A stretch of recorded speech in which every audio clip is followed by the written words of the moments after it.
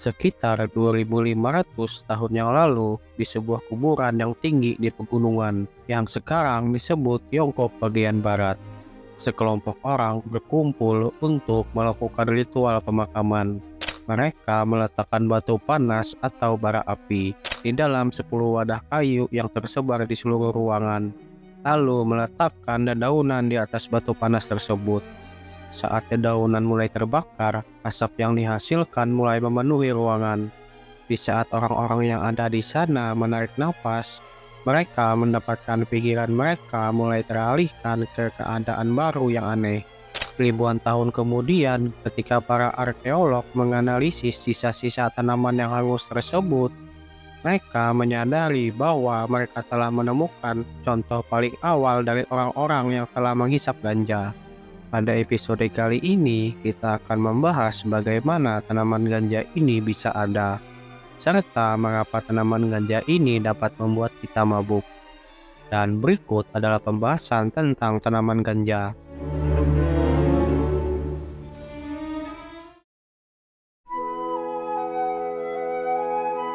Asal-muasal tanaman ganja sebenarnya hampir tidak diketahui, karena faktanya bahwa jejak fosil dari daun ganja sangat langka. Namun hanya ada 2 fosil yang diketahui. Akan tetapi dalam beberapa tahun terakhir, analisis yang dilakukan pada DNA daun ganja menunjukkan bahwa tanaman ganja ini muncul pertama kali sekitar 28 juta tahun lalu pada zaman pertengahan Oligosen, tepatnya di daratan tinggi Tibet. Awalnya hal ini terjadi ketika tanaman ganja telah menyimpang dari genus saudaranya, yaitu Hemulus, atau tanaman yang mengandung spesies yang umumnya dikenal sebagai hop, atau bahan utama dari pembuatan bir. Ganja tumbuh subur di lingkungan yang dikenal sebagai lingkungan stepa atau habitat terbuka, daerah gersak, dan habitat padang rumput yang luas.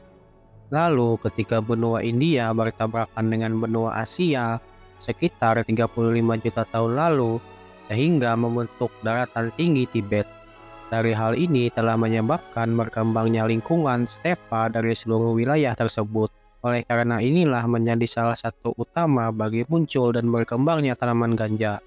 Tanaman ganja yang mulanya berasal dari dataran tinggi Tibet secara perlahan mulai menyebar ke timur dan barat. Dengan jejak fosil pertamanya muncul di Eropa ketika 6 juta tahun lalu, dan di Tiongkok bagian timur sekitar 1,2 juta tahun lalu. Namun tanaman ganja ini tidak sama dengan tanaman ganja yang kita kenal sekarang, yang terbentuk melalui budidaya manusia dan seleksi buatan selama ribuan tahun. Tanaman ganja saat ini terdapat di banyak tempat di mana tanaman ganja tumbuh di alam liar. Namun semua tanaman tersebut tampaknya merupakan tanaman yang berhasil lolos dari pantauan pihak yang berwenang, mengingat penggunaan daun ganja telah dianggap tabu di banyak budaya. Namun sebagian orang tetap membudidayakan tanaman ganja yang dilakukan secara rahasia. Sampel dari tanaman ganja sangat sulit untuk dikumpulkan secara legal, sehingga hal ini membuat sejarah domestikanya sangat sulit untuk direkonstruksi. Selain itu, manusia telah menemukan banyak kegunaan ganja.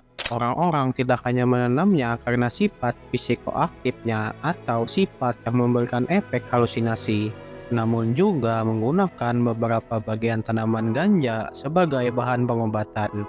Faktanya dari dulu para ahli taksonomi tidak sepakat tentang berapa banyak spesies tanaman ganja yang ada saat ini.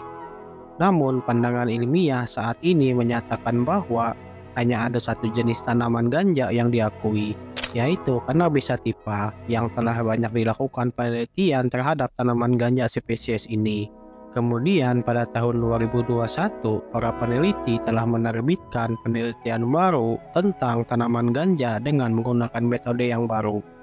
Mereka merekonstruksi sejarah domestikasi ganja dengan membandingkan genom dari 110 tanaman yang berbeda dari seluruh dunia, termasuk tanaman liar serta tanaman yang dibudidaya untuk obat-obatan, dengan melihat perbedaan genetik antara tanaman dan menggunakan penanggalan molekuler untuk menghitung usia tanaman.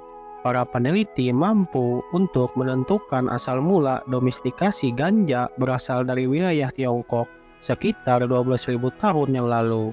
Dari hal ini menjelaskan kalau tanaman ganja merupakan tanaman tertua yang telah dibudidaya. Analis genom juga menunjukkan kalau ganja yang didomestikasi pada tahap awal mungkin pertama kali digunakan sebagai tanaman serbaguna.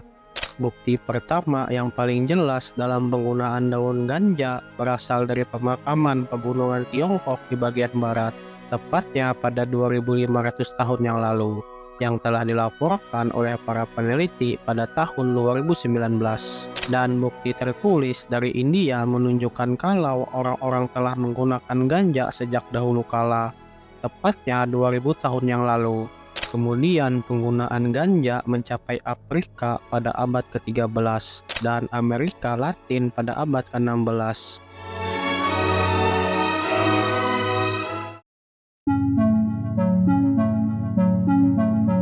Zat utama yang dihasilkan oleh ganja yang bertanggung jawab atas efek psikoaktif atau efek halusinasi disebut tetrahydrocannabinol atau THC. Namun zat ini hanyalah salah satu dari sekian banyaknya bahan kimia yang dihasilkan oleh ganja, sehingga membuat ganja digambarkan sebagai tanaman dengan 1001 zat. Namun dari banyaknya kandungan kimia pada ganja, ada beberapa di antaranya memiliki sifat antimikroba dan anti jamur yang membantu mempertahankan tanaman dari penyakit. Selain itu, terdapat juga bukti kalau zat-zat ini membantu mencegah beberapa serangga hama menjadi parasit bagi tanaman ganja, yang dikarenakan rasanya tidak enak dan mengandung efek halusinasi. Dari semua zat yang dimiliki tanaman ganja ini menjelaskan kalau zat-zat ini menghasilkan efek halusinasi atau memabukkan bagi penggunanya. Meskipun tanaman ganja awalnya memproduksi zat-zat tersebut untuk digunakan sebagai pertahanan diri terhadap hama, namun hal itu berbeda bagi manusia.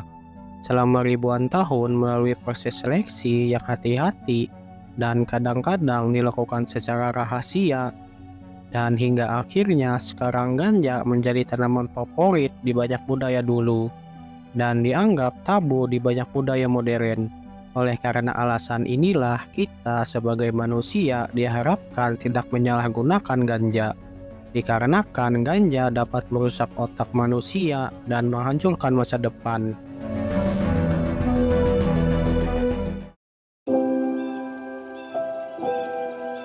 Terima kasih telah menonton video ini, dan saya sangat berterima kasih kepada teman-teman yang telah menonton dari menit awal hingga akhir. Jika teman-teman suka dengan channel ini, gunakanlah jari kalian untuk like dan share video ini. Sekali lagi saya ucapkan terima kasih dan sampai berjumpa lagi di episode berikutnya.